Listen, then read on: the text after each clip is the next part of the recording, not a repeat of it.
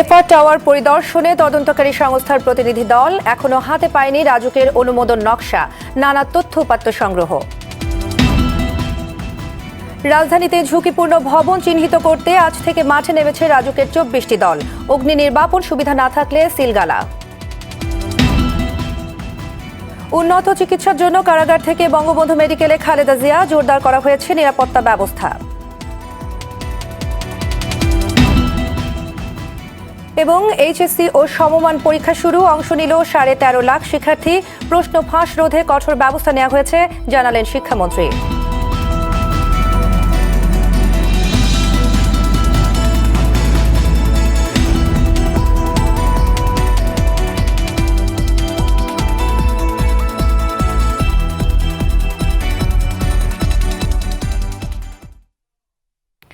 আসসালামু আলাইকুম, স্বাগত জানাচ্ছি আরটিভির দুপুরের সংবাদে। শুনছিলেন মার্কেন্টাইল ব্যাংক শিরোনাম। আপনাদের সঙ্গে আছি আমি সৈয়দা সাদিয়া বেনাজির।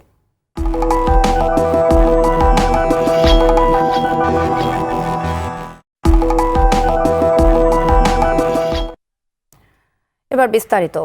রাজধানীর বনানীর আগুনে পুড়ে যাওয়া এফআর টাওয়ারে পরিদর্শন করেছেন বেশ কয়েকটি তদন্তকারী সংস্থার প্রতিনিধি দল। এ সময় তারা নানা তথ্য সংগ্রহ করেন। পরে গণপূর্ত অধিদপ্তরের তদন্ত দল জানায়, রাজুকের অনুমোদন করা নকশা এখনো তারা হাতে পায়নি। এই নকশা হাতে পেলে বিস্তারিত জানা যাবে বলে জানান তারা।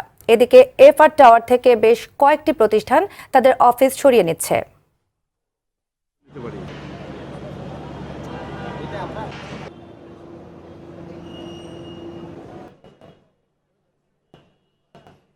আমরা বিল্ডিং এর নকশা অনুমোদনের জন্য যেই বিধিতে নকশাটা অনুমোদন হয়েছে সেই বিধিতে কিছু পার আছে, কিছু জায়গা ছাড়তে হয়, কিছু সেটব্যাক আছে। আমরা এগুলো পরীক্ষা করতেছি।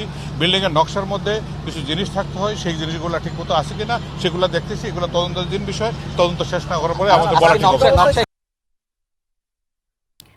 বনানীর এফআর টাওয়ার পরিদর্শন করছেন তদন্ত কমিটির সদস্যরা। এই মুহূর্তে ঘটনাস্থল থেকে সরাসরি যোগ দিচ্ছেন সহকর্মী জুবায়ের সানি। সানি, তদন্ত কমিটির সদস্যদের ঘটনাস্থল পরিদর্শন সম্পর্কে কি কি তথ্য আছে আপনার কাছে? আজ সকাল থেকে কিন্তু বেশ কয়েকটি তদন্তকারী সংস্থা এখানে পরিদর্শন করেছেন এবং তার মধ্যে প্রথম গণপূর্ত অধিদপ্তরের তদন্তকারী দল, তদন্তকারী দল এখানে পরিদর্শনে আসেন এবং এরপরে তারা সাংবাদিকদের সঙ্গে কথা বলে যেটি জানিয়েছেন যে ভবনের যে মূল নকশাটি, যেটি রাজুক অনুমোদিত নকশা, তারা এখনো হাতে পাননি এবং সেটি হাতে পেলে তারা পরবর্তীতে বলতে পারবেন যে আসলে এই ভবনটি কতটা বিল্ডিং কোড যেটি রয়েছে সেটি মেনে তৈরি করা হয়েছে। এবং তারা আরেকটি বিষয় আমাদেরকে বলেছেন যে 1986 সালের একটি আইন রয়েছে বিল্ডিং কোডের, সেই আইন মতে যে ভবন, বহুতল ভবনের পাশের জমি আসলে ছেড়ে রাখতে হয় না এবং সেটি কি এই ভবনটি কি 1986 সালের আইনে তৈরি করা নাকি 1996 সালে যে বিল্ডিং কোডটি রয়েছে সেটি সেই মোতাবেক তৈরি করা।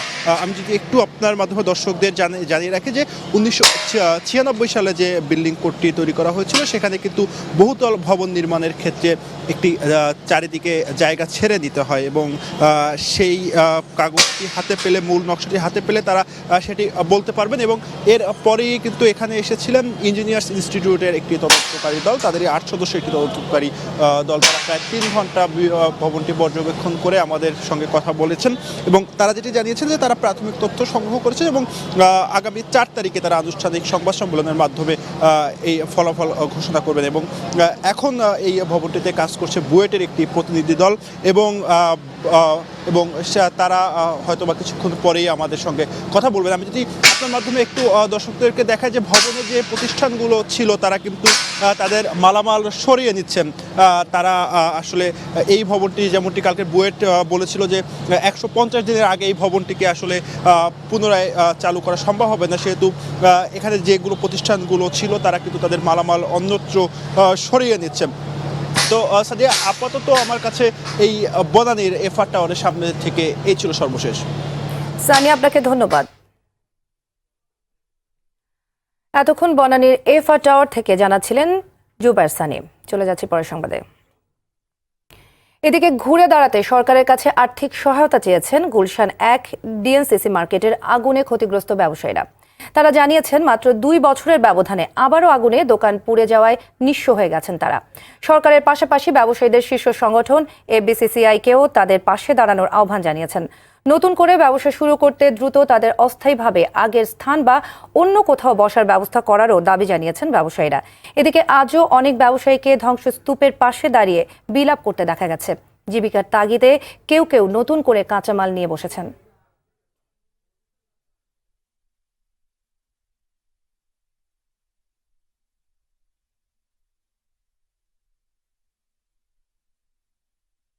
পুরা আছে আর অর্ধেক ভালো আছে। এখন এর মধ্যে যা পাওয়া যায় পুরা মাল যা বিক্রি করা হবে। তো মাথা খেলতেছে না, কি করবো এখন, কোথায় যাবো? মানে পরপর 2 বছর অন্তত 2বার পুঁজি দিছি, ঘুরে দাঁড়াবো, মানে সেই শক্তি আমার নাই। সরকার যদি কিছু আর্থিক সহযোগিতা দিয়ে একটা জায়গায় রানিং করে, রানিং ব্যবসায়ী আমাদের অনেক পার্টি আছে, বাকি বাক্কা আছে, আমাদের লাখ লাখ টাকা বাকি পাও না।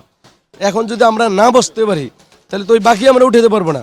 আমাদের আর কোনো অবলম্বনও নাই। আমাদের সর্বস্ব যা ছিল আমরা এই মার্কেটে ব্যবসা শুরু করছি, এইখানেই সব ইনভেস্ট করছি। এখন যে কি করব আমরা দিশেহারা আর কি। আপাতত আমাদেরকে অস্থায়ী যেভাবে হোক আমাদের বসার সুযোগ করে দিন, আমরা যেন কিছু রুটি রোজগার করে খাইতে পারি। আমাদের ক্ষতি তো হয়ে গেছে, এটা তো আর এখন ফিরে পাবো না। 2-4 দিনের ভিতরে যেন আমাদের বসিয়ে ব্যবসা করার সুযোগ করে দেয়। রাজধানীতে অপরিকল্পিতভাবে গড়ে ওঠা বহুতল ভবনের বিরুদ্ধে অভিযানে নেমেছে রাজধানী উন্নয়ন কর্তৃপক্ষ রাজুক। এই মুহূর্তে সেখান থেকে সরাসরি যোগ দিচ্ছেন, ফকিরাপুল থেকে সরাসরি যোগ দিচ্ছেন সহকর্মী শাহাবুদ্দিন শিহাব। তদন্ত কমিটির রাজুকের যে তদন্ত কমিটির সদস্যরা ঘটনাস্থল পরিদর্শন করছে সে সম্পর্কে আমাদের জানান।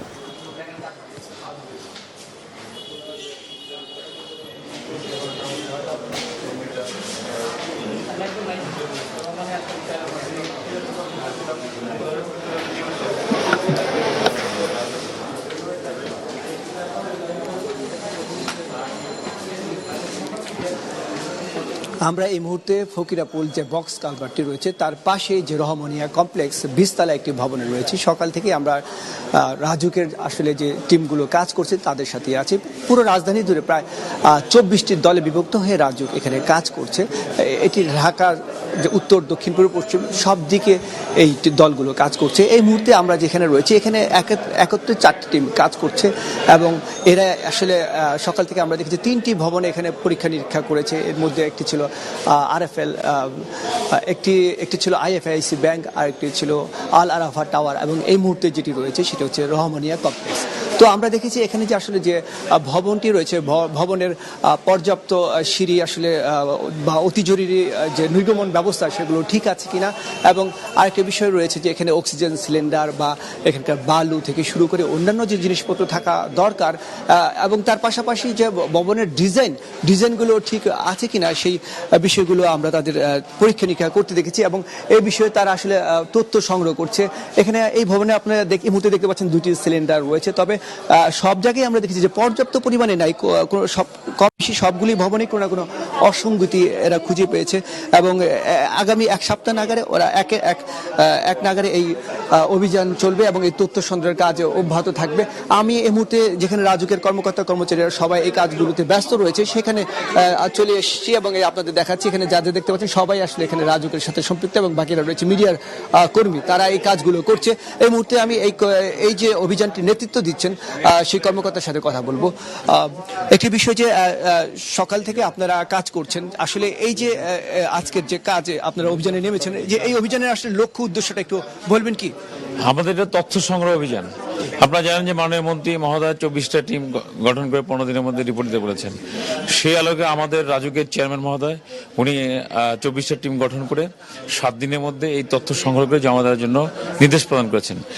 তারই আলোকে আমরা আজকে তথ্য সংগ্রহ অভিযান নেমেছি এবং আমরা নকশা চাচ্ছি এবং নকশা অনুসারে বিল্ডিংটা ঠিক আছে কিনা, তারপরে অবৈধ অংশ কি কি আছে এবং অগ্নি নির্বাপন যে ব্যবস্থা অর্থাৎ ফায়ার ফাইটিং এলিমেন্টস গুলো আছে কিনা এগুলো আমরা চেক করছি। এখনো পর্যন্ত কি ধরনের অসঙ্গতি পেয়েছেন? আমরা কিছু কিছু বিল্ডিং এ যে বহুতল ভবন যেগুলো আছে মতিঝিলে, আমরা এর মধ্যে দুটোতে আমরা বেশ ভালো অবস্থা পেয়েছি, যে নকশা অনুযায়ী তাদের মোটামুটি, কিন্তু এটা কতটুকু ঠিক আছে সেটা বলা যাবে আমাদের কাছে যে নকশা আছে সেটার সাথে তাদের নকশা তুলনা করে যাচাই করার পর বোঝা যাবে যে কতটুকু সঠিকতা তাদের আছে। যদি কোনো ধরনের অসঙ্গতি পান সেক্ষেত্রে ভবিষ্যতে আপনারা কি ধরনের ব্যবস্থা নেবেন? হ্যাঁ, আমরা তো এই তথ্য সংগ্রহের পর এরপর কর্তৃপক্ষ আমাদের সিদ্ধান্ত নিবে, আমরা অ্যাকশনে যাব এবং আমাদের আইন ও বিধি অনুযায়ী যে সমস্ত কাজগুলো করা দরকার সেগুলো করব এবং ব্যত্যয় থাকলে সেগুলো আমরা উচ্ছেদ করব, অপসারণ করব এবং অন্যান্য কোনো অবৈধ অংশ থাকলেও, যেমন আপনি দেখেছেন যে কেউ 20 তলার নকশা নিয়ে হয়তো 25 তলা করেছে, 23 তলা করেছে, এই অবৈধ অংশগুলো আমরা অপসারণ করব এবং উচ্ছেদ করব। একটি বিষয়ে সাদিয়া, আপনি জানলেন যে আগামী 7 দিন ধরে এই অভিযান অব্যাহত থাকবে এবং তারা বিভিন্ন ধরনের তথ্য সংগ্রহ করবে এবং তার পরিপ্রেক্ষিতে সর্বশেষ ওনারা আসলে রাজুকে সিদ্ধান্ত নেবে যে সর্বশেষ পরিস্থিতি কি হবে এবং যদি কোনো প্রয়োজন হয় উচ্ছেদ করার বা কোনো ধরনের ভাঙচুর করার সেই বিষয়েও কঠোর। দর্শক, ফকিরাপুল থেকে জানাচ্ছিলেন শাহাবুদ্দিন শিহাব। RF টাওয়ারের অবৈধ অংশের অনুমোদন কিভাবে মিলল তা খতিয়ে দেখবে দুদক। রাজধানীর বিভিন্ন অবৈধ ও অনুমোদনহীন ভবন তৈরির পেছনে রাজুকের এক শ্রেণীর অসাধু কর্মকর্তারা জড়িত থাকেন বলেও মন্তব্য করলেন দুদক চেয়ারম্যান ইকবাল মাহমুদ। ঢাকা বিশ্ববিদ্যালয়ের মাদক বিষয়ে শিক্ষার্থীদের সচেতনতামূলক অনুষ্ঠান শেষে সাংবাদিকদের তিনি একথা বলেন। এ সময় তিনি আরও জানান, গেল 2 বছরে 12 জন মাদকের গডফাদারের বিরুদ্ধে চার্জশিট দিয়েছে দুদক।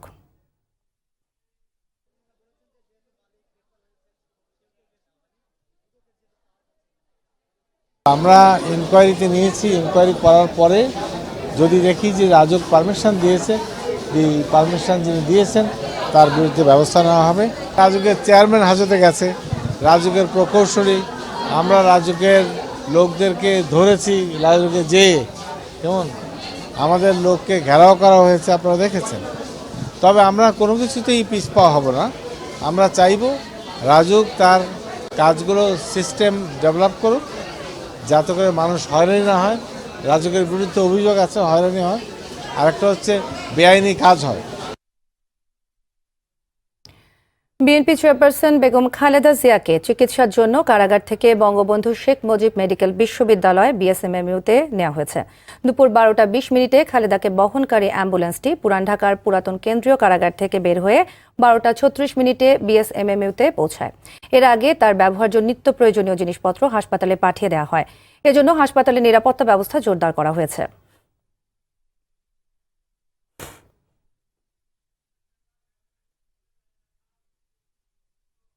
দর্শক, এই মুহূর্তে বঙ্গবন্ধু মেডিকেল বিশ্ববিদ্যালয় থেকে সরাসরি যোগ দিচ্ছেন সহকর্মী মাইদুর রহমান রুবেল। রুবেল, খালেদা জিয়ার স্বাস্থ্য পরীক্ষা সম্পর্কে আপনার কাছে কি কি তথ্য আছে? সাদিয়া, খালেদা জিয়াকে একটার কিছু আগে বিএনপি চেয়ারপারসন এবং খালেদা জিয়াকে কারাগার থেকে বঙ্গবন্ধু শেখ মুজিব মেডিকেল বিশ্ববিদ্যালয়ে আনা হয়েছে। এখন তিনি কেবিনে অবস্থান করছেন। 6 তলায় 621-22 নম্বর কেবিন তার জন্য প্রস্তুত রাখা হয়েছিল এবং সেখানে তাকে তোলা হয়েছে। তবে বিএনপি মহাসচিব মির্জা ফখরুল ইসলাম আলমগীর গণমাধ্যমের সাথে কথা বলেছেন এবং তিনি বলেছেন এই হাসপাতালের চিকিৎসায় তাদের আস্থা নেই এবং এর আগেও খালেদা জিয়াকে গত বছরের অক্টোবরের 8 তারিখে আনা হয়েছিল এবং নভেম্বরের 9 তারিখে কারাগারে ফেরত নেওয়া হয়েছিল চিকিৎসা শেষ করে, এবং তার আগে এপ্রিলে আরও একবার স্বাস্থ্য পরীক্ষার জন্য আনা হয়েছিল এবং আজকেও তৃতীয়বারের মতো খালেদা জিয়াকে স্বাস্থ্য পরীক্ষার জন্য হাসপাতালে আনা হয়েছে। তবে আজকে স্বাস্থ্য পরীক্ষা হয় কিনা সেই বিষয়টি এখনও নিশ্চিত নয়। তবে সকালে কারাগার থেকে খালেদা জিয়ার ব্যবহারের সকল জিনিসপত্র কারাগার থেকে নিয়ে আসা হয়েছে হাসপাতালে। সেই ক্ষেত্রে বলা যায় যে হাসপাতালে বেশ কিছুদিন তিনি থাকবেন এবং হাসপাতাল থেকে আজকে ভর্তিও করা হয়েছে।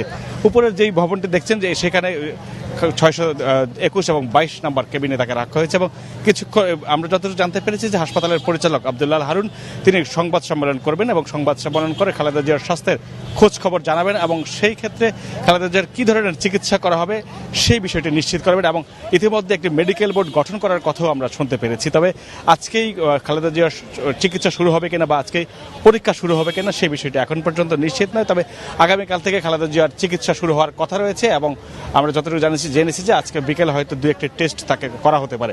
অর্থাৎ তার ব্যথা অর্থাৎ আর্থারাইটিসের সমস্যা সহ বেশ কিছু সমস্যায় ভুগছিলেন খালেদা জিয়া, সেই কারণে তাকে আনা হয়েছিল। যখন খালেদা জিয়াকে আনা হয়েছিল গাড়ি থেকে নামানোর সময় খালেদা জিয়াকে বেশ অসুস্থ দেখা গিয়েছিল এবং খালেদা জিয়ার সাথে যে তার সাথে যে সহকারী ছিলেন ফাতেমা, তার কাঁধে ভর করে তাকে দেখা গেছিল হুইল চেয়ারে উঠতে, এবং তাকে যখন নিয়ে যাওয়া হয়েছিল তাকে খুব বিমর্ষ লাগছিল। তবে খালেদা জিয়ার যেহেতু আনা হয়েছিল তখন নিরাপত্তা বল বাড়ানো হয়েছিল, পুলিশ র্যাবের উপস্থিতি বাড়ানো হয়েছিল, দলের নেতাকর্মীরা উপস্থিত থাকলেও পুলিশ তাদের আসলে কাছে ভিড়তে দেননি।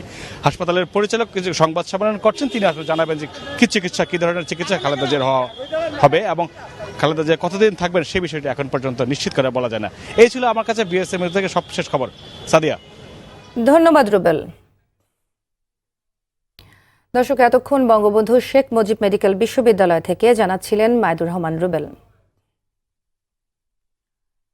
কঠোর নিরাপত্তার মধ্যে সারা দেশে শুরু হয়েছে এইচএসসি ও সমমানের পরীক্ষা। শিক্ষামন্ত্রী দীপুমণি বললেন, প্রশ্ন ফাঁস ঠেকাতে সম্ভাব্য সবকিছুই করা হয়েছে।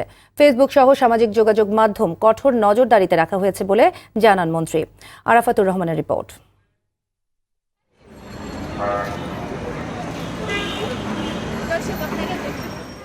সারা দেশে ৯,০৮১টি প্রতিষ্ঠানে ১৩,৫১,৫০৫ জন শিক্ষার্থী পরীক্ষা দিচ্ছে।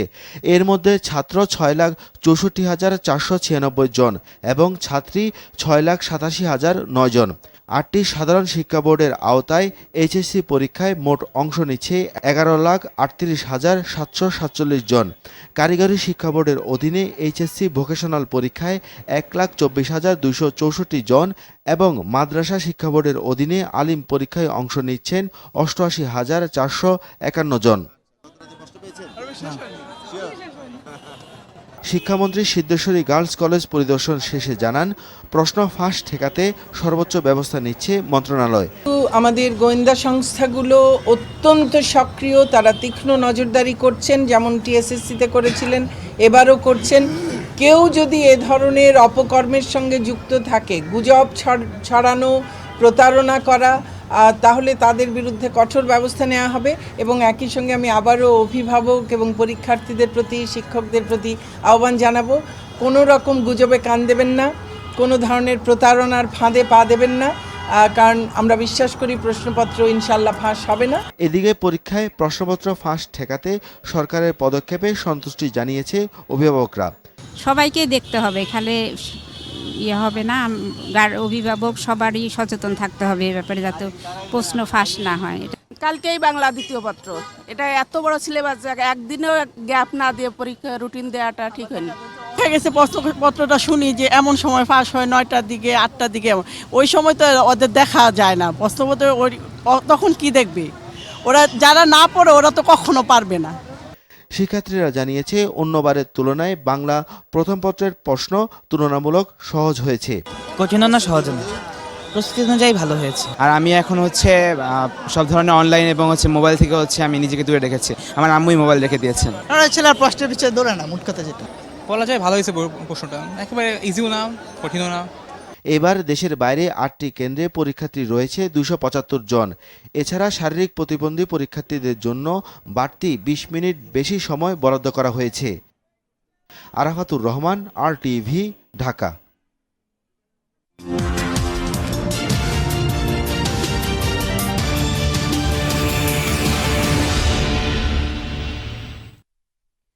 পঞ্চম উপজেলা পরিষদ নির্বাচনের চতুর্থ ধাপে 107টি উপজেলায় নির্বাচন সম্পন্ন হয়েছে। এই নির্বাচনে চেয়ারম্যান পদে নৌকা প্রতীক নিয়ে আওয়ামী লীগের প্রার্থীরা সরাসরি ভোটে জয়ী হয়েছেন 45টি উপজেলায়। আর আওয়ামী লীগের বিদ্রোহী প্রার্থী, স্বতন্ত্র জাতীয় পার্টি জেপি ও বিএনপির বহিষ্কৃত স্বতন্ত্র প্রার্থীরা জয়ী হয়েছেন 33টি উপজেলায়। তবে এই 107টি উপজেলায় আওয়ামী লীগের বিনা প্রতিদ্বন্দ্বিতায় জেতা আরও 24টি সহ চতুর্থ ধাপে বিনা ভোটে জেতা উপজেলা চেয়ারম্যানের সংখ্যা 39টি। সেই হিসেবে চতুর্থ ধাপে আওয়ামী লীগের টিকেটে নৌকা প্রতীকে উপজেলা চেয়ারম্যান পদে বিজয়ী হয়েছেন মোট 84 জন। আবারও নির্বাচনে ভোট দেয়াকে কেন্দ্র করে নোয়াখালীর সুবর্ণচরে ধর্ষণের অভিযোগ উঠেছে। এবার উপজেলার চরজব্বর ইউনিয়নের 5 সন্তানের জননীকে গণধর্ষণের অভিযোগ উঠেছে। গেল রাতে উপজেলার চরজুবলি ইউনিয়নের উত্তর বাগ্গা গ্রামে এ ঘটনা ঘটে। ঘটনার পর গেল মধ্যরাতে গৃহবধূকে নোয়াখালী জেনারেল হাসপাতালের গাইনি ওয়ার্ডে ভর্তি করা হয়। এ বিষয়ে যথাযথ আইনি পদক্ষেপ নেওয়া হবে বলে জানায় পুলিশ। এর আগে একই উপজেলায় গত ৩০ ডিসেম্বর রাতে ভোটের জেরে ৪ সন্তানের এক জননী গণধর্ষণের শিকার হন। সেই ঘটনার ঠিক ৩ মাসের ব্যবধানে আবারও আরেক ভোটের রাতে একই ঘটনা ঘটল।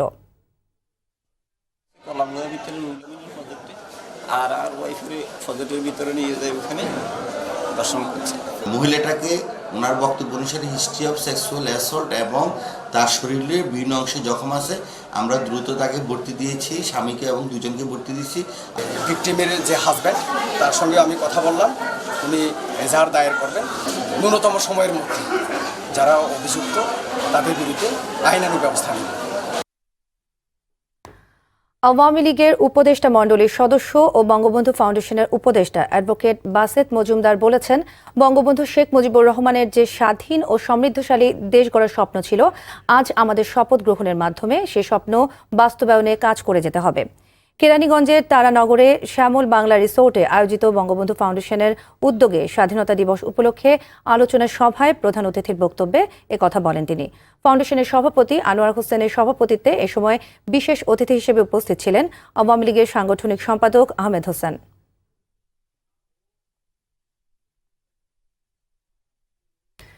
ঢাকা সেনানিবাসস্থ কেন্দ্রীয় মসজিদে শুরু হয়েছে আন্তঃবাহিনী কেরাত ও আজান প্রতিযোগিতা 2019।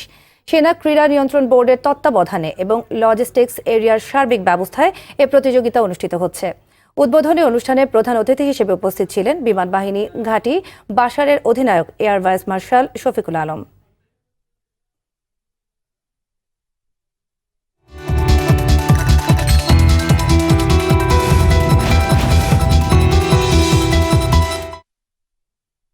মধুমতি ব্যাংক বাণিজ্য সংবাদ। প্লাস্টিক বর্জ্য হতে গার্মেন্টস সামগ্রী তৈরির লক্ষ্যে ময়মনসিংহ জেলায় একটি পরিবেশ বান্ধব কারখানা স্থাপন প্রকল্পের কার্যক্রম উদ্বোধন উপলক্ষে Bangladesh infrastructure finance fund limited এবং রটেক লিমিটেডের মধ্যে চুক্তি স্বাক্ষর হয়েছে। রবিবার রাতে রাজধানীর গুলশানে এক হোটেলে এ চুক্তি স্বাক্ষর অনুষ্ঠান হয়। এ সময় উভয় প্রতিষ্ঠানের ঊর্ধ্বতন কর্মকর্তারা নিজ নিজ প্রতিষ্ঠানের পক্ষে চুক্তিতে সই করেন। এ সময় বাংলাদেশ রটেক লিমিটেডের ব্যবস্থাপনা পরিচালক রেদওয়ান তারসিদ হক, পরিচালক ডেরেক ফিলিপ ও লি কুম সিং সহ অন্যান্যরা উপস্থিত ছিলেন। দেশের পরিবেশ রক্ষার্থে হংকং এবং বাংলাদেশ যৌথ বিনিয়োগে বিভিন্ন বর্জ্য হতে পণ্য উৎপাদনের লক্ষ্যে 2016 সালে রটেক লিমিটেড নামে এই কোম্পানি প্রতিষ্ঠা করা হয়। সংবাদ শেষ করব একটি নীলগাইয়ের খবর দিয়ে। নওগাঁর পত্নীতলায় আবারও একটি নীলগাই উদ্ধার করেছে স্থানীয়রা। সকালে উপজেলার বাংলাদেশ ভারত সীমান্তের হাটশুল থেকে বিলুপ্তপ্রায় প্রাণীটি উদ্ধার করা হয়। স্থানীয় নির্বাহী ইউনিয়ন পরিষদ চেয়ারম্যান আবুল কালাম আজাদ জানান, সীমান্ত এলাকায় ঘুরতে দেখে গাইটি আটক করে এলাকাবাসী। বর্তমানে এটিকে বিজিবি সদস্যদের হেফাজতে রাখা হয়েছে। বিজিবি কর্মকর্তাদের ধারণা, নীলগাইটি ভারত থেকে বাংলাদেশে এসেছে। কাস্টমস বা বন কর্তৃপক্ষের কাছে প্রাণীটি হস্তান্তর করা হবে। এর আগে গত 22 জানুয়ারি নওগাঁর মান্দায়ও একটি নীলগাই পাওয়া যায়।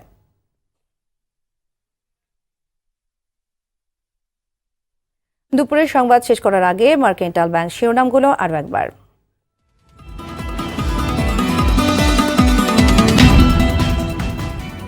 এফআর টাওয়ার পরিদর্শনে তদন্তকারী সংস্থার প্রতিনিধি দল এখনো হাতে পায়নি রাজুকের অনুমোদন নকশা, নানা তথ্য উপাত্ত সংগ্রহ। রাজধানীতে ঝুঁকিপূর্ণ ভবন চিহ্নিত করতে আজ থেকে মাঠে নেমেছে রাজুকের 24টি দল। অগ্নি নির্বাপন সুবিধা না থাকলে শিলগালা। উন্নত চিকিৎসার জন্য কারাগার থেকে বঙ্গবন্ধু মেডিকেলে খালেদা জিয়া, জোরদার করা হয়েছে নিরাপত্তা ব্যবস্থা।